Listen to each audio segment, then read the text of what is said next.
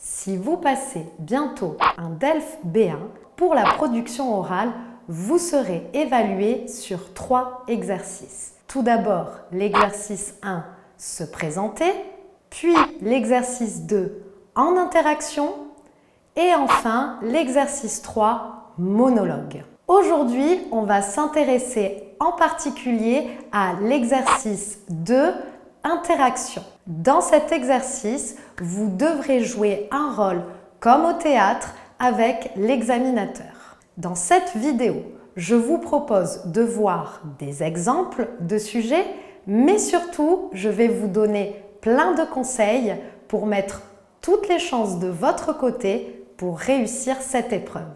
Tu es prêt? C'est parti! Apprendre, parler, aimer le français avec Madame Fleu. Salut! Bienvenue dans Apprendre, parler et aimer le français.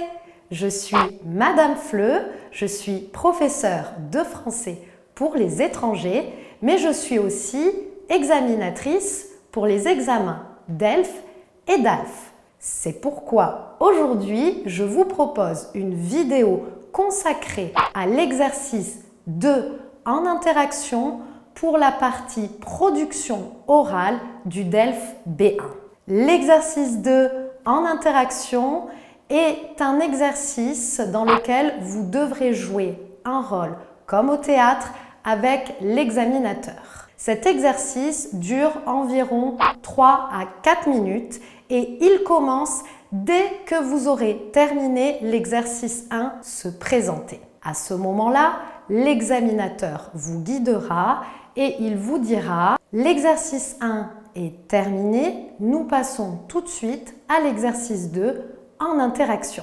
À ce moment-là, vous devrez tirer au sort 2 sujets, vous lirez les 2 sujets et vous garderez le sujet que vous préférez. Attention, il n'y a pas de préparation pour cet exercice. Dès que vous aurez choisi votre sujet, l'épreuve commence tout de suite. Quels sont les objectifs de cet exercice?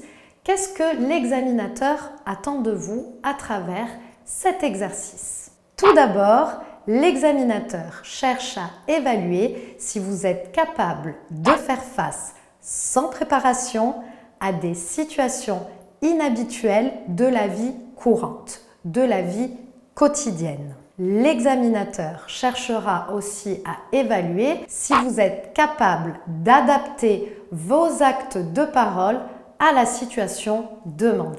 Enfin, l'examinateur cherchera à évaluer si vous êtes capable de répondre à ces sollicitations. Est-ce que vous êtes capable de vérifier, de confirmer des informations? Est-ce que vous êtes capable de donner votre point de vue et commenter le point de vue de l'examinateur dans le dialogue? Voici tout de suite 5 exemples de sujets pour vous donner une idée de ce qui vous attend le jour de l'examen. Exemple numéro 1. Pendant votre séjour en France, vous avez acheté un vêtement qui, finalement, ne vous convient pas. La publicité précisait « satisfait » ou « remboursé ». Vous demandez le remboursement de votre achat, mais le vendeur refuse et vous propose un échange.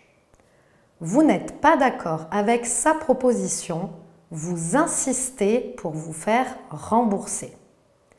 L'examinateur joue le rôle du vendeur. Exemple numéro 2. Vous êtes au restaurant en France. Au moment de payer, vous voulez discuter le prix car vous n'êtes pas satisfait. Le plat était presque froid, il y avait un cheveu sur la salade et le serveur a renversé de la sauce sur vos vêtements. Vous avez d'autres raisons d'être mécontent. L'examinateur joue le rôle du serveur. Exemple numéro 3. Vous êtes en France et vous proposez à votre ami français de partir en week-end. Il n'a pas envie de voyager et vous propose de partir avec un autre ami. Vous lui expliquez pourquoi c'est très important pour vous d'y aller avec lui. L'examinateur joue le rôle de l'ami français. Exemple numéro 4. À l'occasion de votre voyage en France, vous avez réservé une chambre dans un hôtel. Mais en arrivant, vous constatez que celle-ci ne correspond pas du tout à votre réservation. Vous demandez au réceptionniste d'en changer. C'est la pleine saison touristique et l'hôtel est complet. Vous cherchez un arrangement avec le gérant. L'examinateur joue le rôle du réceptionniste. Exemple 5. Vous travaillez dans une entreprise en France. Vous avez proposé d'organiser une grande fête pour le départ en retraite d'un collègue. Au dernier moment, le collègue vous dit qu'il ne souhaite pas de fête, mais qu'il préfère un simple repas avec quelques amis. Vous tentez de comprendre ses raisons et de le convaincre d'accepter votre proposition. L'examinateur joue le rôle du collègue. Alors, que faut-il faire pour réussir cet exercice? La première chose à laquelle il faut faire très attention, c'est de choisir si vous allez utiliser tu ou vous avec l'examinateur. En effet, en fonction du sujet, c'est à vous de choisir si vous allez tutoyer, donc c'est-à-dire utiliser tu, ou vous voyez l'examinateur. On a vu dans les exemples de sujets qu'il y a différentes possibilités. C'est à vous de vous adapter. Si vous parlez avec un ami, un collègue, utilisez tu. Par contre, si vous êtes dans un commerce ou si vous parlez avec votre directeur dans une situation de la vie professionnelle, vous devrez utiliser le vous. Deuxième information très importante, c'est à vous de commencer le dialogue, c'est à vous de présenter la situation et le problème à résoudre. Pas de panique, pour cette partie, il suffit simplement de reprendre le sujet et d'expliquer la situation qui pose problème. Ensuite, pour réussir cet exercice, il faut chercher à convaincre l'examinateur. En effet, dans tous les sujets, il y aura un problème et donc c'est à vous de négocier, argumenter, de trouver des idées pour faire changer d'avis l'examinateur.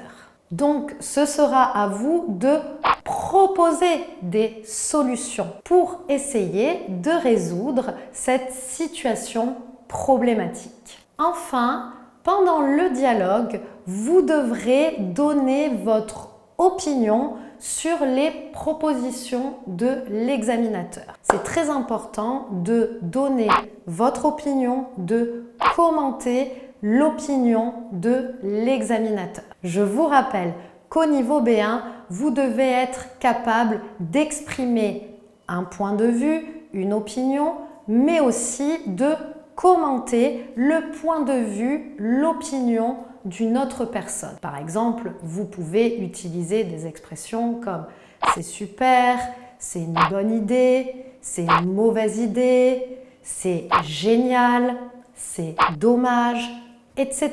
Au niveau B1, vous êtes censé avoir du vocabulaire et vous êtes censé être capable de varier les expressions que vous utiliserez. N'oubliez pas aussi de varier les expressions pour exprimer votre point de vue. N'utilisez pas tout le temps « je pense que ». Vous pouvez dire « je pense que »,« je crois que »,« à mon avis »,« personnellement », etc.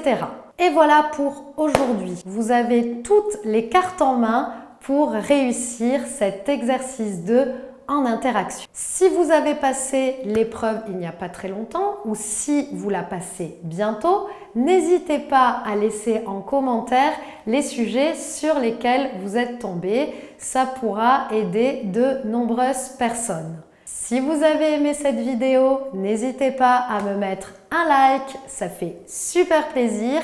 Et puis, si vous n'êtes toujours pas abonné à ma chaîne, abonnez-vous pour être sûr de ne pas manquer de futures vidéos. Je vous dis à très bientôt. Ciao, ciao!